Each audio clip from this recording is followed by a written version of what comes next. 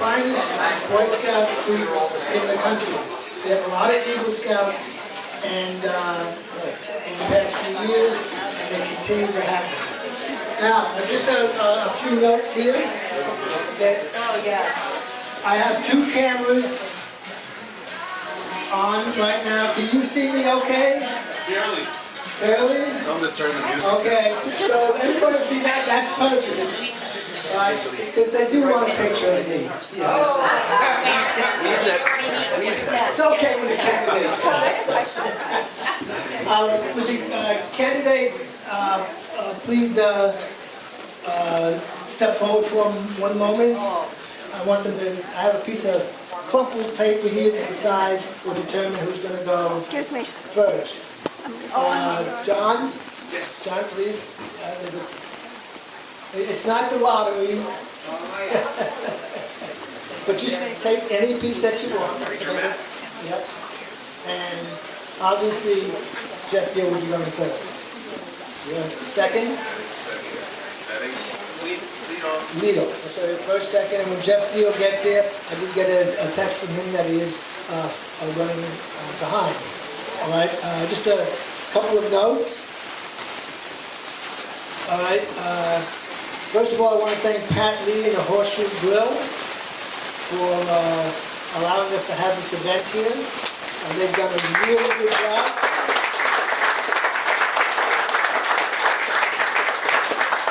Now you all know where to go if you want to have a special event. They had 60 people here earlier, and they had the place cleaned up and cleared immediately. I also want to let you know that we did put this event out to the newspapers, to print media, both locally. We advised the Globe and the Eagle Tribune. We let them know. We also let the network television stations, the 4 major stations in the area. We want as many people to come to this event as we possibly could.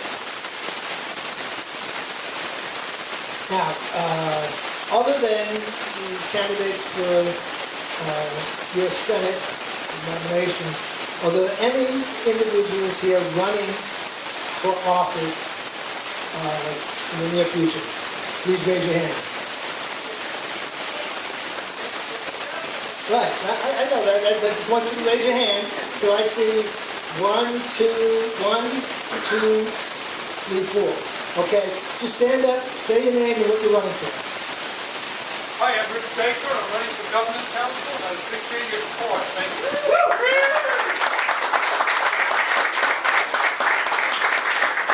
Claire Melody, 30th Middlesex District State Rep. Thank you.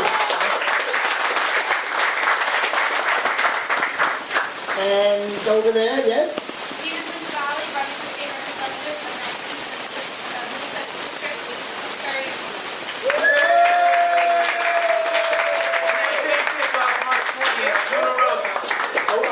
I want to thank you individuals for stepping forward. We know it's not easy, and we thank you for coming forward and representing your communities. Also, do we have chairs from any of the town committees or city committees? Okay. All right. So who do we have? What town?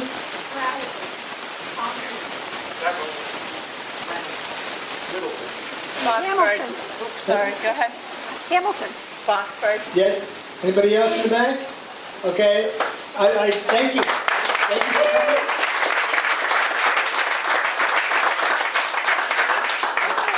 Now, I want to thank Beth Lindstrom, John Kingston, and when he gets here, Jeff Dean, for coming.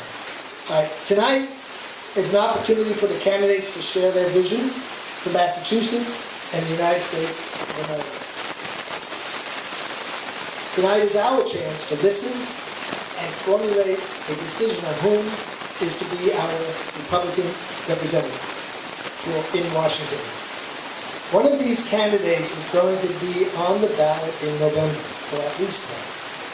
Regardless of whom is chosen for the November run, against Elizabeth Warren, we must be resolute in our support of the Republican nominee. Keep that in mind.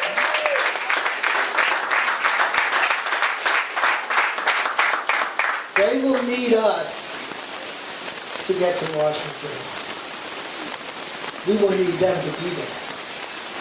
So it's up to us in our ground game. And a little note here before I came over, I got it back behind the receipt. Guy Benson, does anybody know who he is? Yeah. Yep. He, Town Hall, editor of Town Hall, is that? Yeah, can he get a chance? I watch him all the time. All right, he said, if Republicans don't get energized, 18 will be a blowout for Dems. Intensity matters. Grassroots builds our candidates. So it's nice for us to be here and to have a nice time. But between now and then, we have an awful lot of work ahead of us to move our candidate forward. And it's going to be a difficult fight against Warren, and we're going to have to stand up and push ourselves so that the Republican belief system begins to take over in Massachusetts. So, with that in mind, because you're not here to listen to me, John Kingston drew the first number, and he will speak first. Beth will speak after him, and if Jeff makes it, fine. If he doesn't make it, okay.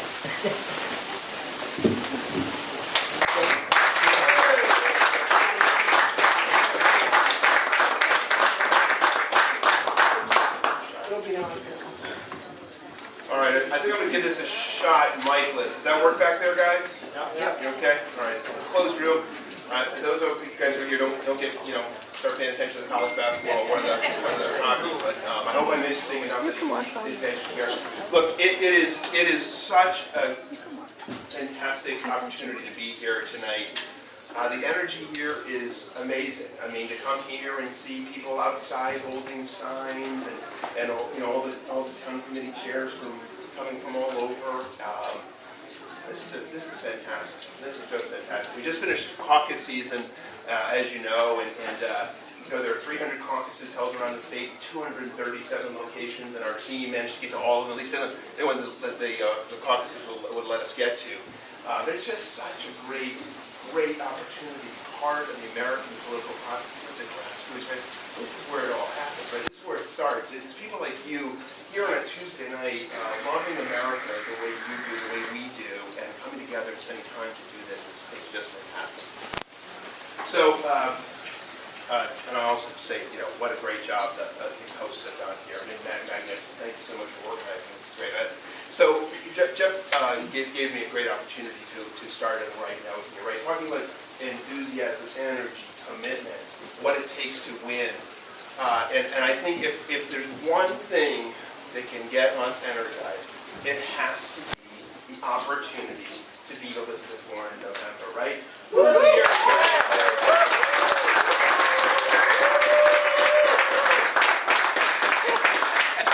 Reason is obvious, right? She's polarizing. She's obstructionist. She's a mean-spirited divider-in-chief of the Senate, the most mean-spirited divider-in-chief of the Senate. You can take the D next to her name for Democrat and replace it with E for extremist, right? And perhaps, worst of all, she stands against all of our values. And I don't mean just our values as Republicans. I mean our values as normal, regular Americans, just the straight up the middle American values. That's the bad news. That is the person we have representing us right now. The good news is we have a fantastic opportunity to be here this year. She is the most vulnerable Democratic incumbent senator of my lifetime. This opportunity that comes along once every few years for us to really turn around the arc of politics in this state, because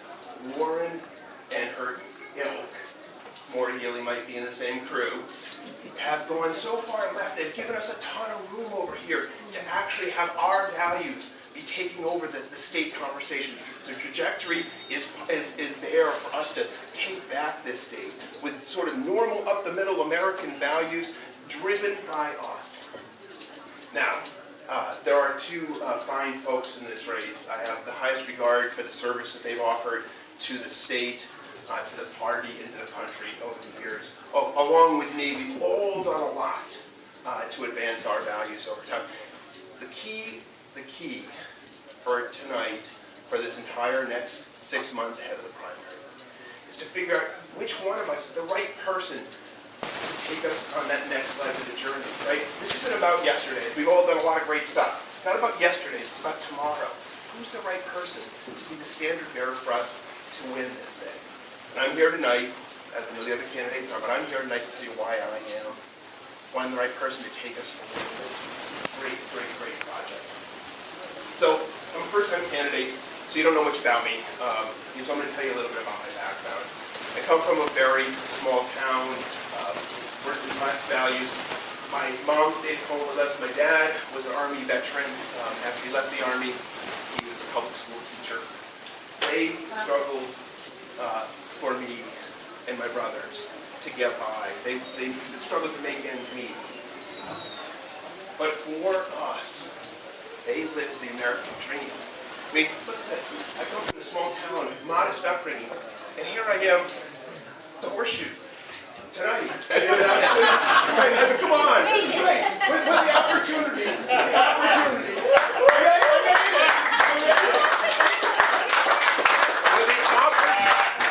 with the opportunity to influence the trajectory of the country that we all love. Now, that's American dream stuff right there. Very grateful for that. They taught me love of country, love of neighbor, love of God, the value and virtue of hard work, and the fact that we as Americans are all best when we work together. These values of my upbringing were galvanized into the principles that I took forward on my adult days. Pro-America, pro-American strength, pro-business, pro-family, pro-community. I love freedom and liberty and the dignity of all the bedrock principles of our country, the bedrock principles of our party. These are the principles I've been advancing my entire adult life. Came to Massachusetts 27 years ago to go to law school with my wonderful wife, Jean. I raised 4 children just a little south of here in Winchester, which is, as most of you know, just outside Boston. Since we're sort of in the extended neighborhood here. I went on to the investment management industry, which is where I was fortunate to be successful, again, in the same category of, never dreamed I'd be in a spot like this, and never dreamed I'd be as successful in business as I was able to be, and I'm very grateful for that. Helped to build a worldwide company headquartered here in Massachusetts, built a lot of jobs here along the way. But what I'm most grateful for is the opportunity that this truly blessed life that I've had has given me and my wife a chance to serve in a variety of different ways. But all of those different ways are about the idea of taking our values, our principled conservative values, and advancing them around the country. And standing against the progressive agenda. They call it the progressive agenda, the leftist agenda, but what the so-called progressive agenda, that's what I've been doing the last 30 years of my life. Areas such as, for 3 decades, I've been battling to get faith values and conservative values, the right footprint on campuses. I've been doing that around the country for 3 decades with countless different initiatives. I've been working to take care of veterans and veterans' families at their times of greatest need. I've been helping to build into families because families are the cornerstone, we know as conservatives, of a free and a prosperous society.